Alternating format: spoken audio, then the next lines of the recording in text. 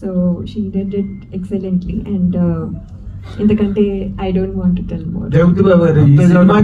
అంతేకాకుండా అమ్మాయిని రక్కింది, గిల్లింది, కాళ్ళు తొక్కింది, చాలా అది ఆఫ్ స్క్రీన్ టార్చర్ పెట్టింది ఆఫ్ స్క్రీన్.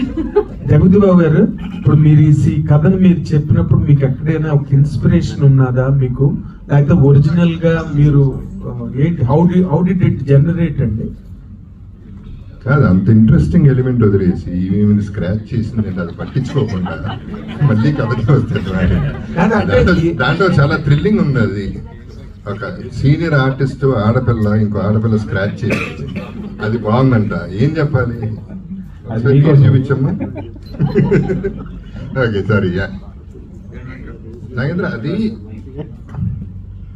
ఆనెస్ట్ గా ఏంటంటే, ఇప్పుడు ఎర్లియర్ కూడా విమెన్ ఉండేవారు ఫ్యాన్స్ కింద, లేడీస్ చాలా మంది.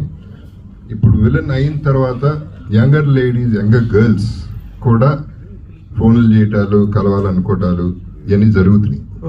సో దానికి కనెక్టెడ్ గా ఒక సినిమా చేస్తే బాగుంటుంది అనిపించింది నాకు.